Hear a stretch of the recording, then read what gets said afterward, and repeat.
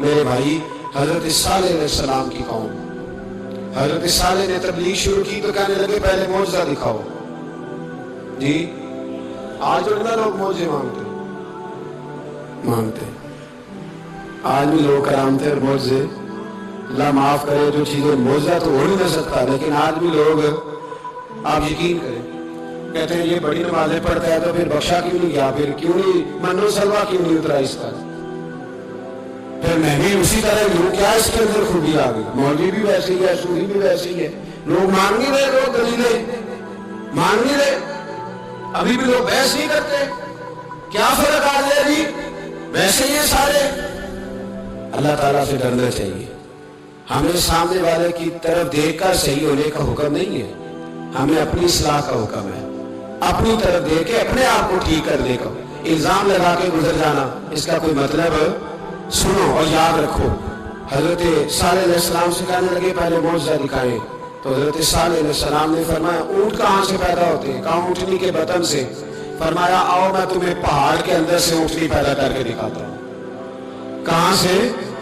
پہاڑ کے اندر سے. حضرت نوح ساتھ لے کے گئے تو پہاڑ کے اندر سے اونٹنی نکلی، اور اونٹنی بھی گابن تھی، اس کے پیٹ میں بچہ، اور اونٹنی اتنا دودھ دیتی تھی کہ ساری بستی دودھ پی جاتی تھی، پھر بھی دودھ بڑھ جایا کرتا تھا.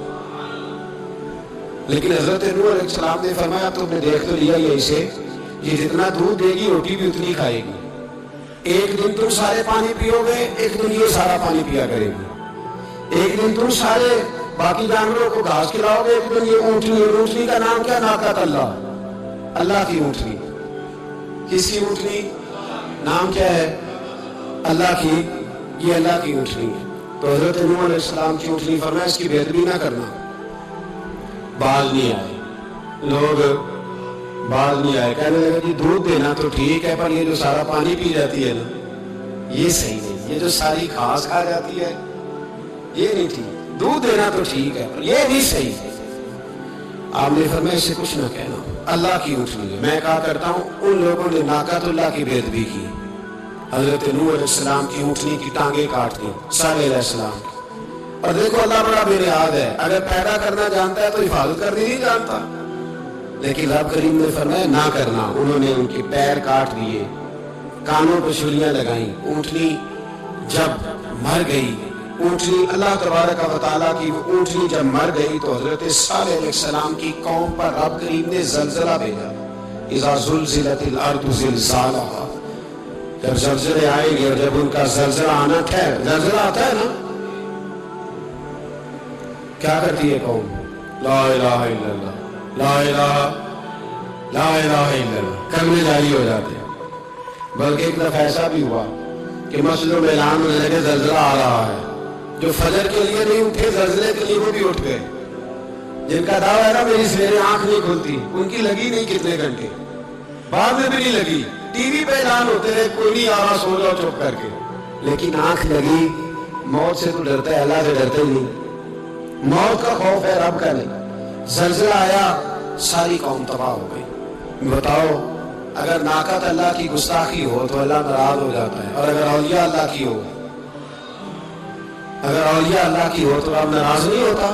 شرم نہیں آتی لوگوں کو داتا صاحب کی بے ادبی کرتے، شرم نہیں آتی لوگوں کو غوث اعظم کی گستاخی کرتے، حیا نہیں آتی جنہوں نے دین پھیلایا ان کی بے ادبی. میں درد سے کہتا ہوں، رو کے کہتا ہوں، اور اگر کلیجہ پھٹ سکے تو میں دکھاؤں زخم کتنے. ایک حج کے موقع پر ایک بابا جی، اس سال 4,80,000 روپے کا پرائیویٹ حج تھا، اور بابا جی کی کیفیت کمزور تھی، بیچارے بیمار تھے. اس کے باوجود وہ گئے. بوڑھے آدمی جا کے بیٹھیے، بزرگ، اور کتنی مشکل ہے وہاں مینا، مزدلفہ، عرفات، طواف زیارت. کتنا مشکل کام ہے طواف زیارت کرنا، طواف وداع کرنا. کس کٹھن سے حج کیا، بڑھاپے میں، پیسے نہیں لگائے. اور جب وہ روضہ رسول پہ گئے صلی اللہ ہو، اور انہوں نے جا کے نبی پاک صلی اللہ علیہ وسلم کے روزے کی طرف منہ کر کے درود شریف پڑھا تو ایک ملا نے اٹھ کے کہہ دیا تو مشرک ہے.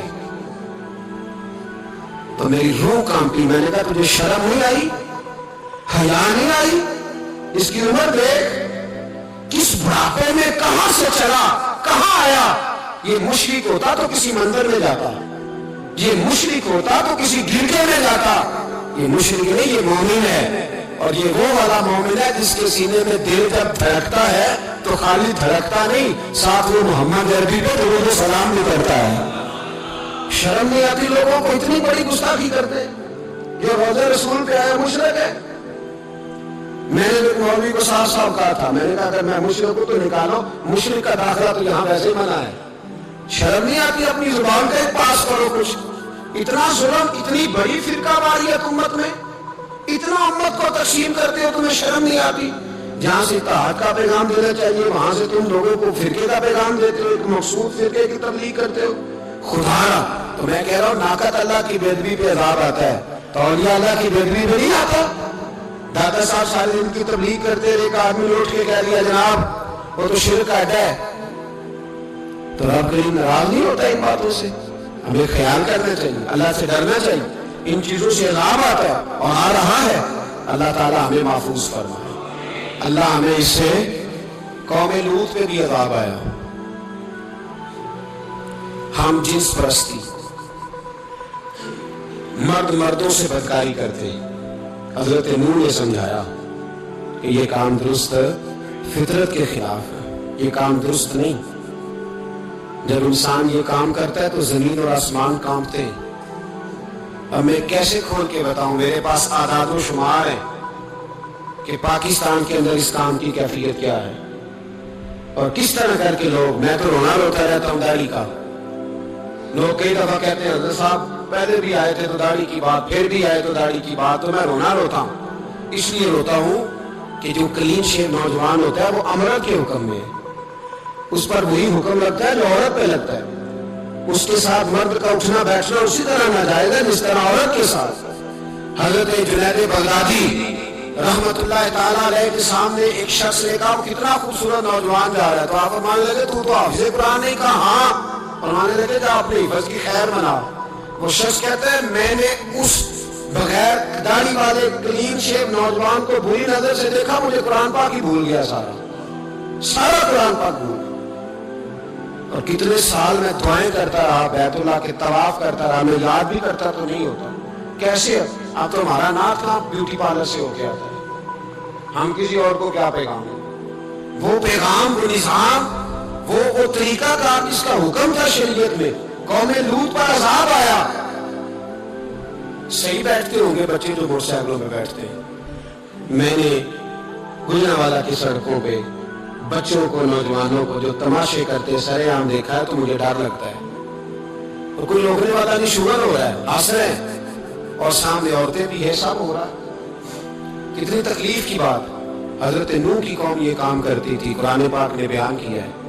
حضرت نوح نے سمجھایا، فرمایا رب کریم نے تمہیں اپنی خواہش پوری کرنے کے لیے جائز طریقہ عطا فرمایا، عورتوں سے نکاح کرو، اور اس نکاح کی برکت سے جو اللہ تمہیں اولاد دے گا اس کو اللہ تبارک و تعالیٰ تمہارے لیے باعث بخشش بھی فرمائے گا۔ لیکن جب قوم نہ مانی تو جو قوم لوط کا عمل کرے اس کا علاج قرآن نے بیان فرمایا کہ آسمان سے پتھر برسیں گے، پھر پتھر برسے، اور جن کے بڑے بڑے اچھے دماغ تھے ان کے دماغ چکنا چور کر دیے گئے، تباہ کر دیے گئے، ان کے دماغ زمین پر بچھاڑ دیا گیا۔ اللہ مہلت دیتا ہے، لیکن اس کا مطلب یہ نہیں کہ انسان توبہ نہ کرے۔ حضرت شعیب علیہ السلام کی قوم پر بھی عذاب آیا، اس لیے کہ بددیانتی کرتی تھی، ناپ تول میں کمی کرتی تھی۔ میں نے کہا تھا شب قدر کی رات کہ یہ کوئی تماشا ہے کہ شب رات آئی تو ساری رات روتے رہے، یا اللہ معاف کر دے، یا اللہ معاف کر دے، رو رو کے چیخے مار مار روئے۔ شب قدر آئی تو پھر چیخے ماری، ساری رات روئے۔ تو جس بندے کا پروگرام ہی نہیں سویرے بدلنے کا، دکان پہ بیٹھ کے پھر کوئی ناپ تول میں کمی، پھر وہ اللہ تعالیٰ معاف کرے۔ میں ایک مضمون پڑھ رہا تھا تو وہ فوڈ کے اسپیشل لوگ نے لکھا تھا مہربانی کرو ملاوٹ ہی اچھی چیز کی کر لو، مرچ میں کیری تو نہ ملاؤ اینٹوں کی، وہ تو بیمار کرتی ہے، وہ تو خون کی آنتوں کو روک دیتی ہے۔ وہ کہنے لگا، اور ان کو کہتا ہے میں تمہیں بتاتا ہوں کون کون سی چیز ملائی جا سکتی ہے، وہ ملا لو۔ خدا اس قوم پہ رحم کرو، مہربانی۔ ایک دوست ہے ہمارے، میں وزیر آباد میں ان کے گھر بیٹھا تھا تو ایک میڈیکل، میرا کسی شخص پہ اعتراض کرنے کا میں مجموعی بات کرتا ہوں، میں ایسے ڈاکٹروں کو جانتا ہوں جو اللہ تعالیٰ فضل کرے سچ مچ کے نیک ہیں، اچھے لوگ. تو بچے کا میڈیکل سٹور ہے، تو والد بیمار ہو گیا، تو کہتا ہے ابا جی ڈاکٹر صاحب نے کہا آپ کو ڈریپ لگنی ہے. تو سگے باپ کو ڈریپ لگانے لگا تو باپ کیا کہتا ہے پتر تیری مہربانی میرے کوئی اصلی لائی اور جی لوکاں نو لانا ہے. اب وہ پیار سے سنا رہا ہے بات. میں نے اسے کہا کہ یہ تو ڈوب مرنے کا مقام ہے نا، ڈوب مرنے کا مقام.